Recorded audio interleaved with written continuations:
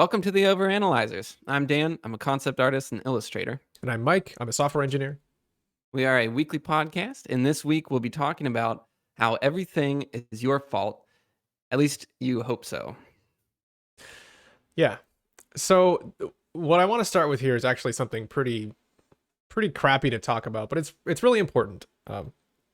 So quite a while ago, many years ago, I read about this study that really changed the way I think for this. It's this group of researchers studied people who had basically killed someone with their car. They were driving, there was an accident, and somebody died. And they split the group into essentially two groups. In the one half, there were people who this had happened to, and it was their fault. They were driving drunk, they were driving distracted, or whatever it was, and somebody died. The other group, it was not their fault. Somebody else was driving drunk, or someone walked out into traffic. Whatever the case, they were not at fault in the accident. And they looked at how these people responded to this obviously really horrible and traumatic moment in their life. And they found that at the start, they actually took it pretty much about the same. Everyone, whether it was you're at fault or not, was completely devastated, soul crushing, awful trauma, and they just had to kind of live through that. But a couple years later, after the really raw part of the accident, they looked at how they were doing. And what they found, which was very surprising to me, is that the people who were at fault actually were coping much better than the people who were not. And the reason that they gave after talking with these people and trying to understand what had happened was that if something is your fault, that means that you have the opportunity to change something about yourself. If you were drunk driving and it resulted in someone dying, you have the ability to say, okay, I'm getting sober. I'm never doing that again. I'm never putting myself in that position again. And I'm going to make sure that this will never happen. Or if they were driving distracted, they could say, I am going to turn off my phone every time I get in a car from now for the rest of my life. But if it wasn't your fault, if it was just this thing that happened, that means that it could happen again. Because it wasn't something that you had done. If somebody rode their bike out into traffic and you did not have time to stop, then that could happen again. And every time you get in a car, that's something that goes through your mind. And so you essentially become powerless to change anything about what has happened. So obviously, we're not trying to talk about something as awful as that, but it's a really stark example and insight into the way that we think. Where when something becomes our fault or we perceive it that way, it gives us a power over that thing. And it gives us the opportunity to change ourselves and to evolve in a sense. But it's worth noting that is almost never our initial reaction to something. Pretty much anytime anything happens that's bad, we're instinctively hoping and looking for it to not be our fault, for it to be outside of our control. But in a way that can almost be worse for us in terms of how we think and how we work. So this is a very interesting concept, but how does it apply to actually learning something or to teaching yourself something? Right. So, right, this is a big psychological trauma, and what we've been focusing on is this idea of how do you get better and what goes into somebody's mentality. What's the difference between somebody who is able to get good at something very quickly and somebody who isn't? And so I've been thinking about this idea that things can be your fault or not. And I've been kind of looking for this out in the world and the way people think, especially people who are really good at something, I guess. I watched this video. Well, I've watched a bunch of these things. There's tons and tons of material out there, videos, Twitch streams, all kinds of things from really high level competitors.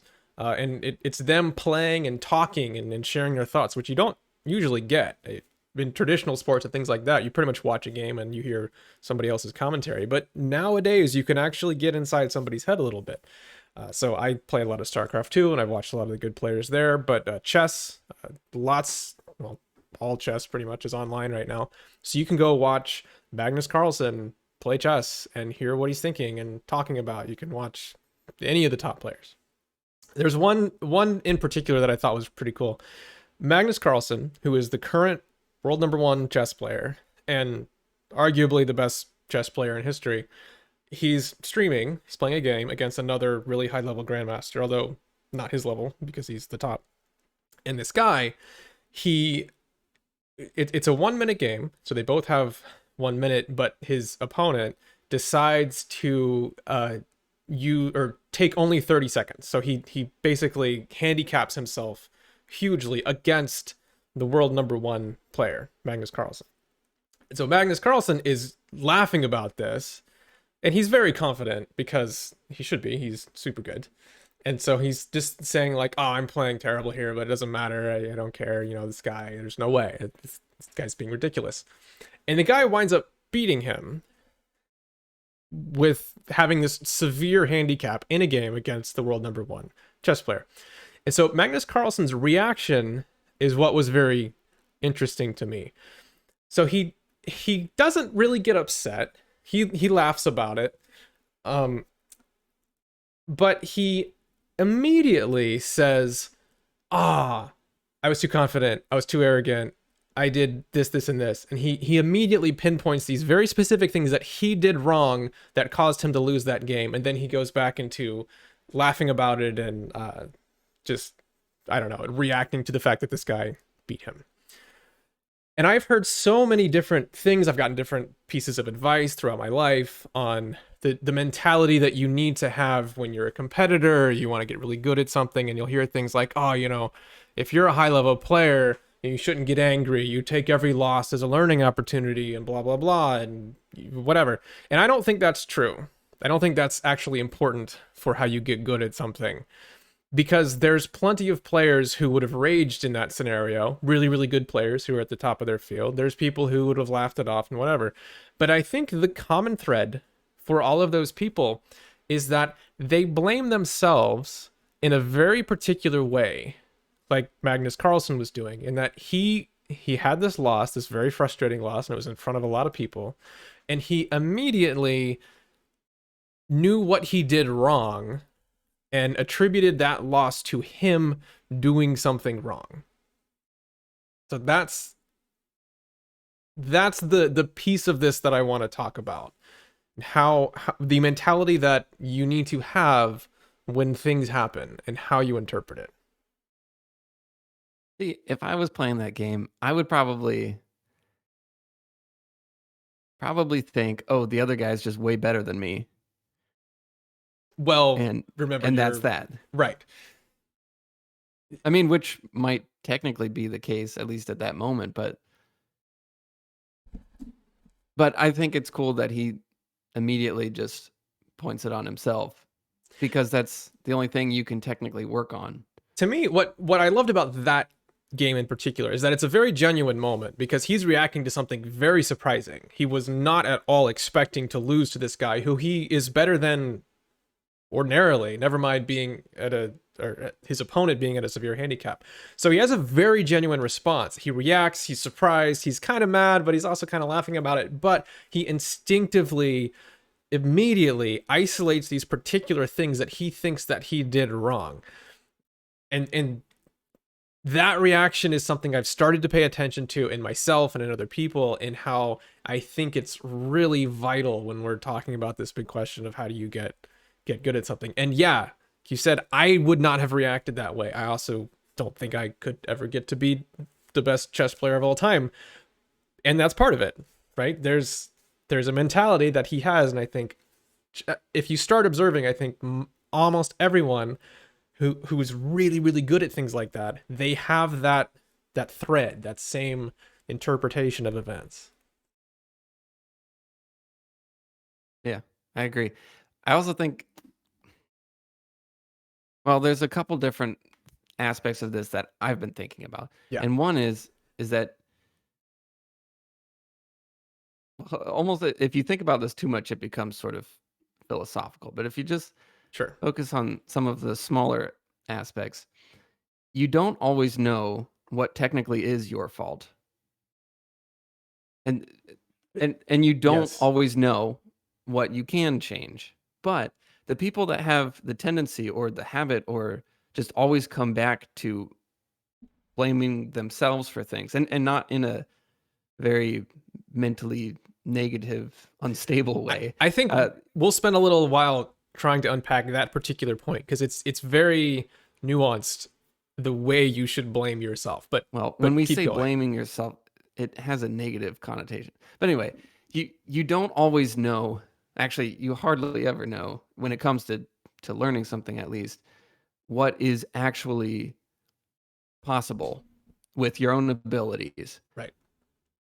You can't see what you can actually achieve. And so it's funny that you said right then that you don't think you could ever be, a top chess player. And you are blaming something else, some sort of outside force, a Hmm. lack of intelligence or something. You're blaming something outside of you as being the thing that would keep you from that. When really whatever his name was probably never thought that. Right. He he probably decided or figured that it was up to him to be that good, whereas you just blamed it Right. on fate or something, Right. Which which is which what we all do. which is what I part of the reason why we want to talk about this because for as much as we're a podcast and we're trying to talk to the people, I'm very interested in this in myself.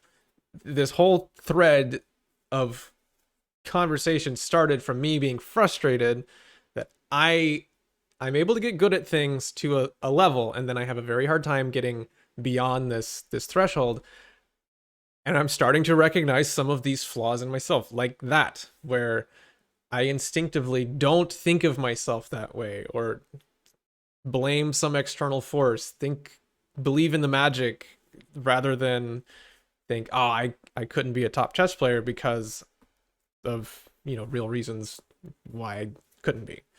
Well, I've also done this exact same thing. I mean, with music and now art, I can believe that I can be pretty good at something, but I don't. I've caught myself just thinking about this topic. I've caught myself not believing that I could ever be like extraordinary Right. or as good as some of the people that I see. I see them being like absolutely incredible, and I think to myself, just without even really noticing it, oh, I can never be that good. Like, and not even in a big depressing way. It's just like a matter of fact. Like, Mm-hmm. I do not have the intelligence to reach that level, or I just lack this magical thing that they have that I don't have. Or when we look at, like, the great masters or something of the past, we always view them as these, we call them masters, say like Beethoven or Michelangelo or Yeah.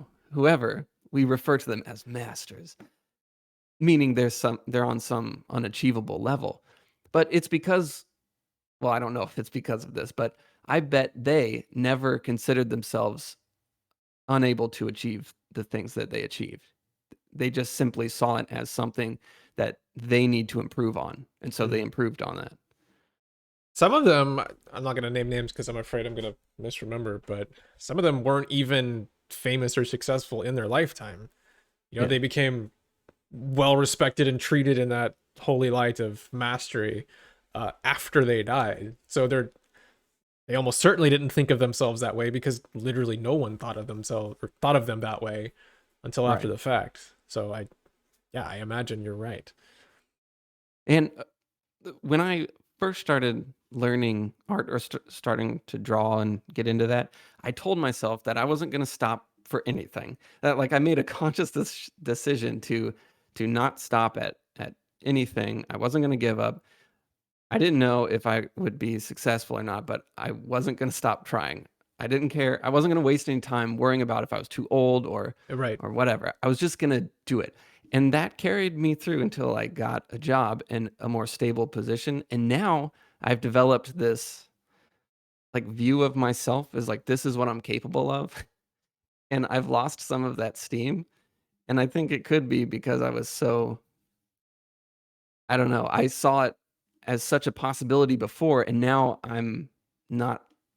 I don't Mm-hmm. know. I've stopped believing it as being this thing, and so I blame this external force or fate or magic or whatever that just sort of keeps me in one place. Yeah. So to me, that's the fundamental thing that we mean when we're talking about, if when you see something as being your fault, that brings it inside the bubble of things that you have control over. I mean, that's pretty much what something being your fault means. It means that you caused it, as opposed to something external that you have no power over. And if it's something you caused, then you have the opportunity to not cause that to happen again in the future. Like Magnus Carlsen reacting to this silly loss that he had to this guy, he immediately starts identifying what he did wrong and how he, extrapolating a little bit, but how he intends to react next time this happens, where he does not plan to lose again to the same situation because it was his fault that he lost. Right. And so he's going to change that. I recently read The Art of Learning, which I think we mentioned, and the author, Josh Waitzkin. It's a funny last name, and You never learned his name. I mean, how often do you reflect on the author's name when you're reading a book? It's just ironic. Look it up for me. Continue. Yeah. So he's this guy who was a top chess player, child prodigy type, and then he eventually left chess and started doing Tai Chi, and he got into what's called push hands, which I had to look up. It's basically, I would describe it as sumo wrestling for people who aren't 400 pounds. You're in a ring and you're faced off with somebody, and you have to either push your opponent out of the ring or you have to throw them to the ground. That's pretty much, which it sounds really similar to sumo wrestling. I'm not sure what the difference is besides how big they are. Anyway, he gets into this sport and has this mindset of being a top athlete or chess player or whatever. And so that's what the book is about, is the key things that he thinks go into that. And he has this chapter on adaptability. And he talks about how he went to this tournament once. It was in Taiwan or some country that nobody really spoke English. And he was told that his match would be at 9 a.m. or something. And so he has this whole ritual that he does to try to get himself focused and warmed up and everything. And he goes through this half-hour long routine of getting ready. And then it's 9 o'clock and he doesn't get called. And so he's thinking, oh, we're probably just running a few minutes late. And so he's ready and he's focused and he's amped up, and he still doesn't get called and still doesn't get called. And then hours and hours go by where he's like waiting in this mode of, I think I'm going to go on any second, but he can't find anybody to talk to and figure out what's going on. Eventually it's like 2 or 12 o'clock, 1 o'clock, something like that. He's like, I have to eat something. I haven't eaten anything. He eats this big greasy lunch, which was the only thing I had there. And then immediately, as soon as he's done, his name gets called and he has to go on and do the match. He's like, oh my God, this is terrible. And he loses pretty much for that reason, that he's not prepared at all. He thought he was going on, whatever, ate this huge lunch. It's all he could find. And if that had happened to me, I would have reacted with, well, okay, I lost this match, but it wasn't my fault. It was terrible circumstances. I got kind of screwed over by the tournament organizers. I'm not going to worry about that one. I'll just focus on the next one. And that's probably what anyone else would have said to you if you were competing like that. If you asked somebody or were talking to somebody, say, oh, don't worry about that one. That was super, out of your control, not your fault. His reaction to that was to say, adaptability is super important for an athlete. And he, because of that experience, he started re-examining like his warm-up routine. It had to be more versatile. He can't be, peaking at this mental focal point without knowing. And so he had to rearrange the way he warms up, and he can get ready in just a couple of minutes. He had to think about his diet and what do I do if I'm not sure about food. And he basically fixed all of these things in order to account for those types of things happening. And in the book, he's talking about how adaptability is super important, which it is. And I think that's a great thing for him to talk about. But what was interesting to me is that he wasn't even reflecting on this, I think, more fundamental point, in that he saw that loss as his fault. or at least in whatever degree. He recognized that I lost and I could have won if I had done these things differently. And so he immediately goes to work trying to fix those things. Whereas I think almost anybody would not have thought that way. I would not have thought that way. I would have reacted with, oh, that sucked, super frustrating, well, next one won't be like that. I would not have chosen to see that as my own failing and, oh, I need to fix things so that I can be ready for the next time. And that to me is a extremely critical key point of the way you need to think if you want to get very good at something. Yeah. I've done the opposite and it's ruined things for me before. Yeah. Like when I was playing music a lot, I wanted to basically be like a singer-songwriter type, and Mm-hmm. singing was a big main part of what I wanted to do with music, but I couldn't do it. Like I could not sing at a level that I wanted to be able to sing at. And so, I could play the guitar and I could play piano and I could, record stuff, and I was very confident with all those, but when it came to singing, it was not happening. And so I kind of buckled down on it. I started taking lessons. I started buying DVDs on it. I read books on it. I was practicing in the car and, at home all the time. And I was not improving to a level that I wanted to improve to. And it kept going like that. And it just got worse and worse. I don't know, it was like this big, I don't know, snowball effect of Sure. it, it just got worse and worse to the point where I eventually just gave up. I figured that, and I didn't want to believe this. Like if you look at it logically, anyone can learn how to sing. It's just a skill. Anyone can do it. Right. You learn to control your voice to hit certain pitches. You learn how to Right. relax parts of Everyone your can learn body. how to Yeah. sing. But through all of these emotions and this experience with it, I began to believe, just really subconsciously, that I was not capable of doing that it was impossible. And I eventually just gave up because I began to just hate the whole experience, everything so Mm. much that I just quit. And I think I believed, even though it's stupid, I believed that it was impossible for me, or that there was nothing I could do because I tried my absolute hardest Right. in this thing and it did not succeed. And I think that quality is such a bad quality to have. Yeah, I think that's one of the core issues that can prevent you from being able to do something. And I've seen that 1,000 times over, even in people that I taught. Sometimes it's really funny almost. I would have a student, say a guitar student, that came in. They had,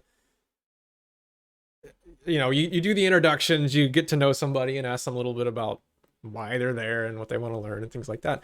And so many people, well, adults, children didn't really have this reaction or problem, but so many people would, I would say, oh, what are you looking to do? What music are you interested in? What do you want to learn to play? And they go, oh, I don't know. I want to like learn how to do a couple things. I'm not musical at all. I just, I don't even know why I'm here. I just wanted to try.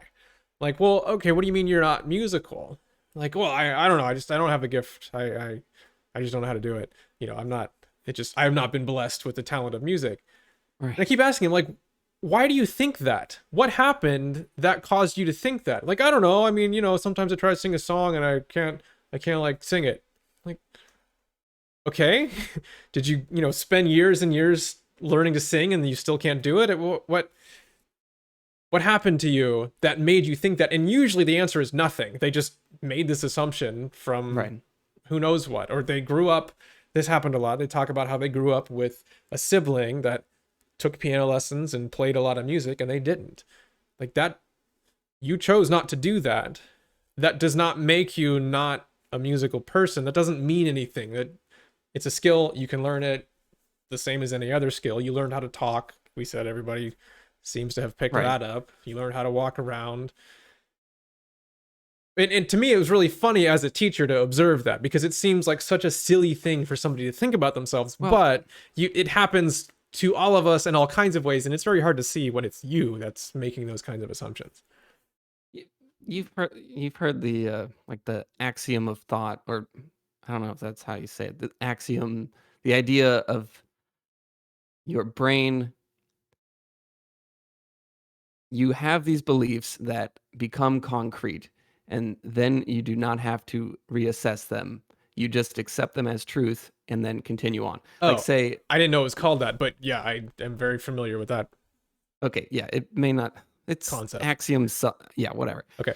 But, you accept the ground as always going to be holding you up, right? Yeah. Because at some point you felt it and it held you up and it never let you down. So you don't reassess this every time you take a step. You just take a step because you know that it's going to hold you up, Yeah. right? And you're supposed to do that. You're supposed to find these truths and then jump off, work with them. But through our lives, I think we come up with these really strong beliefs, just like me with singing, not based on truth, just based on feelings and limited experience.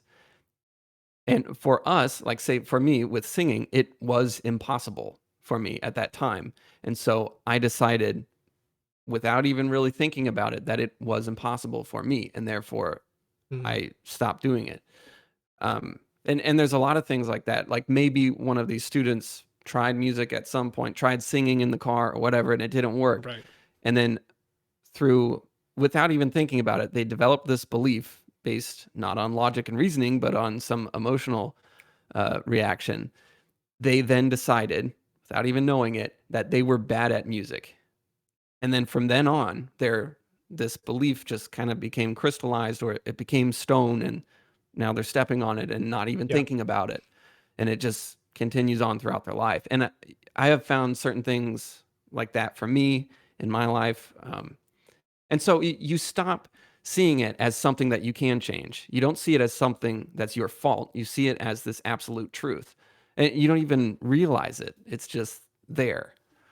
Yeah. Um, It kind of goes back to the first one in the game effect that we talked about, how, yeah, sometimes just the few moments of an experience can create that ground, like you said, this thing that you just assume is there, or your approach to right, something, those really low level assumptions that you make, and that could just stick with you forever.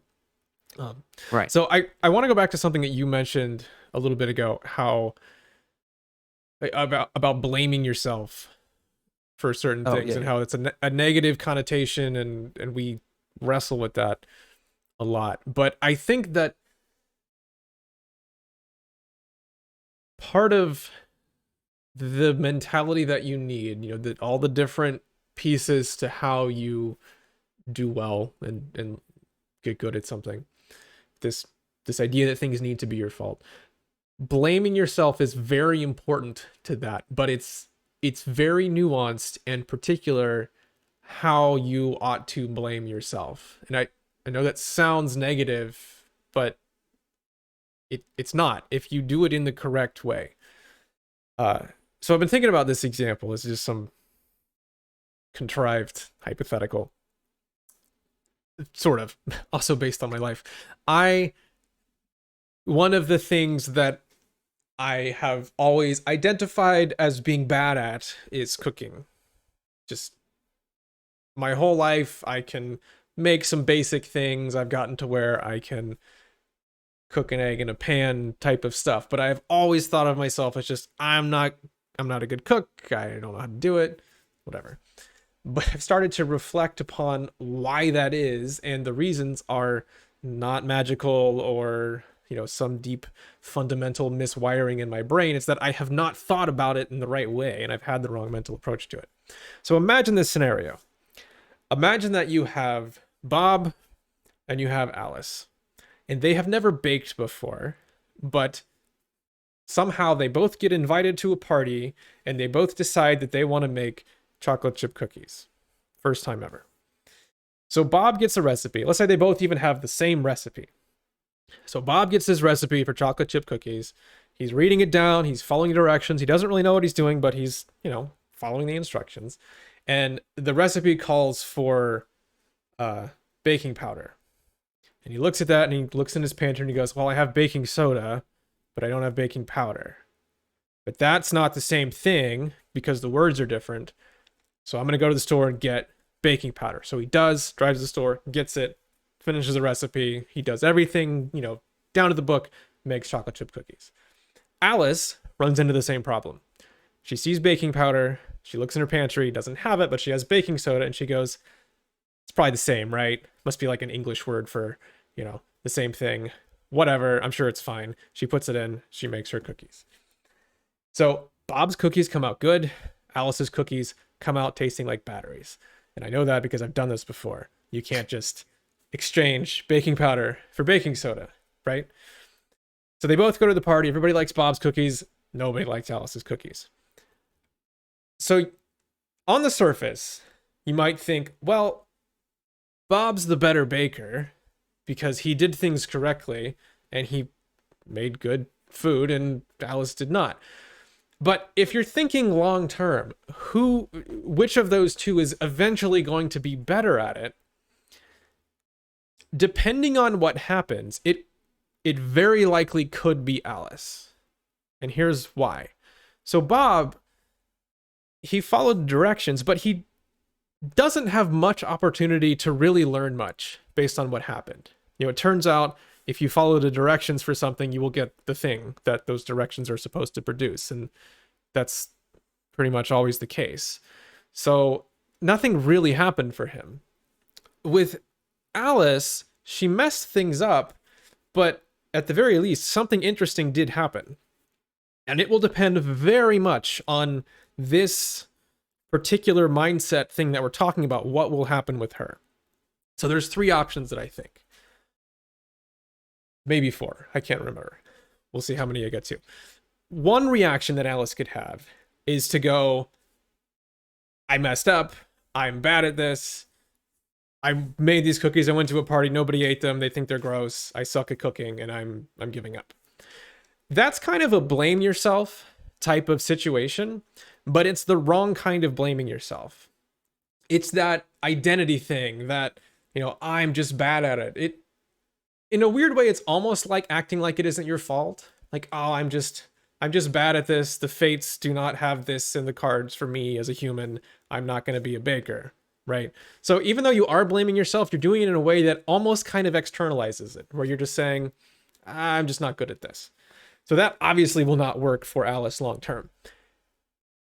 She could, on the other hand, she could just exclusively blame something else. Like, well, this is stupid. This recipe was written not clearly. It should have told me, the box ought to say that you can't substitute. Like, she could easily blame external factors or say cooking is stupid. I don't like it. And that's that. And then she's also not going to get anywhere with baking, right? But the third way, the thing that she should do if she is going to become good at this, is to blame herself in the sense that I did something wrong. I'm going to go look into it and I'm going to fix it. That's the mentality you ought to have. And so if she thinks that way, then maybe she Googles it and she learns that, oh, baking soda and baking powder are not the same thing. They're both leavening agents, but baking soda is a complete agent, or it's not a complete agent, and baking powder is a complete agent, and baking soda needs acid to react to it, and it's much, much stronger for the same given volume. And she can go down this rabbit hole of learning all about what these two things actually are and why you can't just swap them out. And she can actually develop a pretty deep understanding of what happened there and how they work. And the next time she makes something, she might have a much better understanding of the relationship between baking powder and baking soda. And maybe she could even say, well, you know what? I don't have baking powder, but I do have baking soda. But if I use less of it and I added lemon juice or something, then that could actually cover it and it might still work. And don't listen to me too much here because this is based on like a couple minutes of Googling. And again, I'm not a good cook, so I don't actually know how accurate that is. But the point is, given that thing happening, something going wrong, and given the right mentality towards this thing, being able to blame yourself, but in exactly the right way, that could lead to her learning quite a lot about baking and becoming actually very good at it and developing this much deeper understanding that Bob doesn't necessarily have the opportunity to have. So when it comes to the it's your fault blame yourself type scenario, that's what I mean. That you should treat things as your fault. Or I'll say it this way. When you have this situation come up, you have the opportunity to blame something external, which you should not do, if at all possible. You have the opportunity to blame yourself in this fatalistic, I just don't have what it takes sort of way, which you should not do. Or you can blame yourself in this sense of, I did something wrong. Not there's something wrong with me, but I did something wrong, and I'm going to figure out what it is, and I'm going to fix it. That's my baking hypothetical story. Mostly based on nice. Me. Thanks. Well, have you tried making chocolate chip cookies? No. You probably should have made some just for the sake of the story. Maybe I will. Yeah. It has caused me to reevaluate that thing. Also, well, okay, that's part of it. I have with cooking, I've just had this idea in my head that I'm bad at it, and I have not recognized that I am the first version of Alice where something goes wrong, and I don't blame external factors exactly. Usually, I don't say, "Oh, the recipe was bad." Oh, actually I do sometimes, but usually I blame myself in the I hate this, I'm bad at this, I don't know what I'm doing type of way. And I don't think I made a mistake. I did something wrong. I should figure out what that is. And that's actually a really good opportunity to learn more about how stuff works. And I can make sure that I don't do that next time. Yeah. That's me. Why do you think it is that we do that? We're supposed to do that, right? Yeah. I mean, because I don't know, I think going back a little bit to the car scenario, even for little things, it kind of hurts to blame yourself. What car scenario? Well, the study with people who were at fault. Okay, yes. Okay. Yeah. I didn't want to lean back into that too much. I think that when something happens, your initial reaction is to want to externalize it, even for small things, for simple things. It's a defense mechanism to blame it is. Something else. It's very instinctual. It's unpleasant to internalize something in that sense of, I made a mistake. It takes more brain power. It takes more reflection. It causes, you have to own something and really think about it. And like I said, even blaming yourself in that, oh, I'm just not good at it. It's very similar to blaming external factors. You are externalizing it in a way. You're making it as if it's just this thing about you that you can't change. If you say, I did the wrong thing and I could have done the right thing, that's a bit more difficult. Like with with Josh going to the Tai Chi tournament, almost anybody would have taken that scenario and said, I could have won. It was outside my control. And it was. That's an extremely natural reaction. That's what other people would say to you to encourage you. Say, oh, don't worry about it. It's not your fault. It's outside your control. What could you have done? Well, it turns out actually there are some things you could have done if you have that mindset of blaming yourself in that particular way. Well, oh, by the way, you did get his name right. It's Joshua Waitzkin.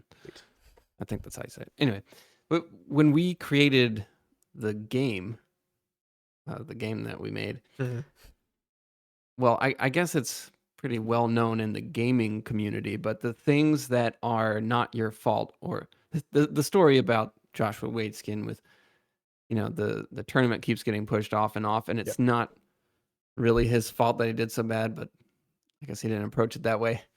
But in the gaming community, if something goes wrong in the game and it wasn't your fault and you just died, that's the biggest thing that makes people quit the game or something. Right. It's like it's the most frustrating thing. You're talking about how if you're playing through a game and just something randomly comes out and kills you that you had no chance to react to, that's extremely frustrating. It feels like the game just decided that you had to die rather than... It's not fair. Right. If you see an enemy and you try to move around it and you fail, then that's your fault. You could do better next time, and that's what motivates you to try again. Yeah. Actually, when you started talking about that, I was thinking you were going to say something totally different, but I want to say what I thought you were going to say. We put out a game and it didn't do very well. It had some success, but it didn't really get the response that we wanted.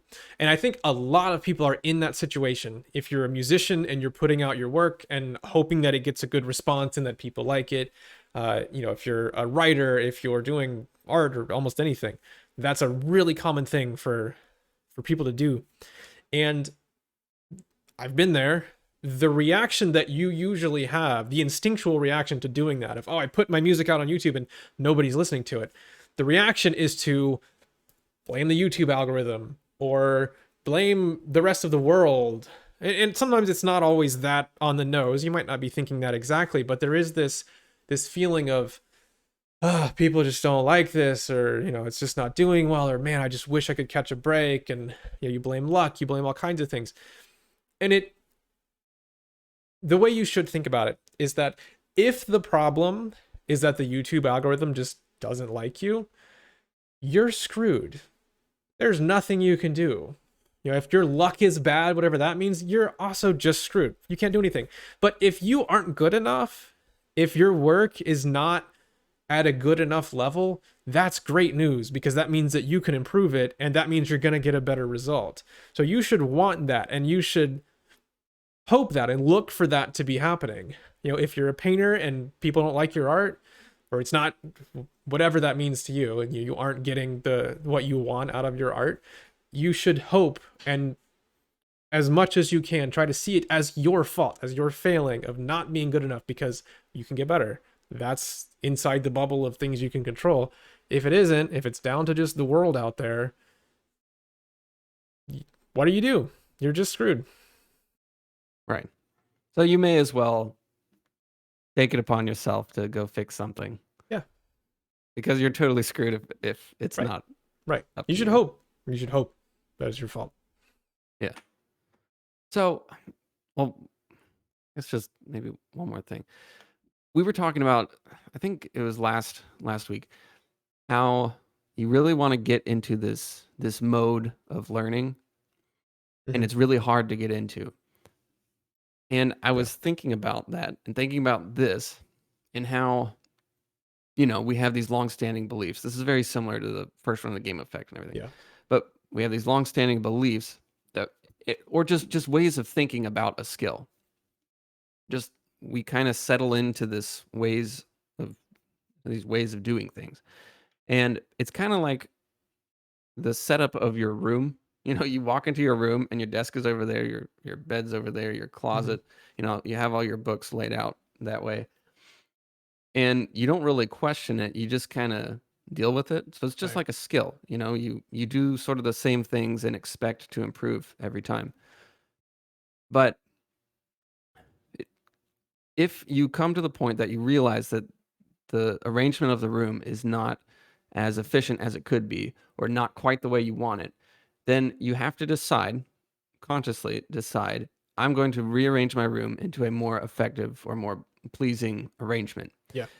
And as soon as you do that, you look at your desk and you think, oh, I could move my desk over there. Oh, I could move my keyboard to the other side of the room. Oh, I can move all these books. Oh, I could get rid of this stuff. And you start reevaluating every single thing. You start seeing it all be movable. What I kept thinking of was, remember Limbo, the game? Oh yeah. I don't know if anybody else has ever played Limbo, but It's a pretty popular game. I'm sure somebody has. okay. Well, I think it's Limbo 1, right? The one I played. That's the only one I've played. So Anyway, yeah, there's a point where you flip the anti-gravity switch and then everything just floats. Yes. I guess it goes upside down. Anyway, what I kept thinking of is, if you want to rearrange your room, you walk into your room and you flip the anti-gravity switch, and instantly everything just lifts up and it becomes movable. Just like in any skill, if you really want to improve, you need to look at everything objectively and see it as movable. See it as something that you can control, not something that's locked into place, that is immovable. And so then you start being able to move it around. And eventually, once you find the most efficient arrangement, or the one you like the best, you start letting things settle down and you start putting them back into the place that you think that they should be. Just like the whole axiom of thought or whatever it's really called. Mm-hmm. How once you've figured out that the ground really is totally stable and you can walk on it, you don't need to think about it anymore. So if you have come to the conclusion that your desk is in the right place, then you let it settle and you leave it there. And then you focus on everything else. And it's just like learning a skill. Once you find the most efficient way to do something, then you can leave it alone and then you go to the next thing. And then after a while, once everything's been settled for a long time, if you need to reevaluate and need to redo it again, then you need to consciously go back into that way of thinking. Yeah. And so I guess how it relates to this is that once things are in place, they're immovable, they're outside of you. You don't really think about them, but when they are moving, it's up to you. It's your fault, I guess, but I like that a lot. I really like that metaphor. I think that covers really a lot of what we are talking about and wanting to talk about, in the sense that, you pursue something, some skill, something you're after, and you don't and can't and shouldn't be reevaluating these deep rooted, ways of thinking and everything all the time. Like, you need to be focused on the task at hand and pushing yourself and all that stuff. But those deep fundamental things are vitally important, and it accounts for, I think it accounts for a lot of what's different between people who thrive and people who don't in that type of environment. So you need to spend time. I mean, if you're listening to us talk about this stuff, then I guess that's what's happening now, right? But you need to spend time evaluating that stuff and trying to figure out, okay, is my desk in the right place? Have I been going about this wrong? Are the basic fundamental assumptions that I don't even realize are there? Or just the very simple things of even believing that you can achieve something. Right. I mean, if you think that you're not capable as being as good as somebody else, then you're not capable of it, because you won't even consider the correct choices that you need to make in order to get to that spot. So it starts with believing that you can actually get there, Which or sounds... believing. It sounds I know, so lame, but I know. But here's something a little bit more concrete. We have been talking about how a skill develops when you're really pushing the boundary, and that's a difficult place to get to. There's so many little things that can prevent you from getting to that place where you are genuinely pushing against your limits. And something like that thought of, I'm not really that type of person, I can't really get there, that is easily enough to prevent you from hitting that boundary and actually pushing yourself to develop and grow in some direction. There's a million other things that can prevent you from getting there, but that is easily one of them. That's probably the biggest one. At least it has been for me. Yeah. Just not believing that I can achieve something. Yeah. All right. I think we're pretty much out of time, unless you got something else. No, I think we can leave it there. Believe in your dreams. And everything's your fault. Yeah, and also, it's your fault. All right, well, thanks everybody for listening. You are super welcome to leave a comment on YouTube. We read all of them and we love them. Thank you for everybody who has been leaving comments. You can email us at theoveranalyzerspodcast@gmail.com. And if you're listening on a podcast platform, we would love to have a review. We're still very new. So those reviews really, really help us out. So thanks. We will see you next week.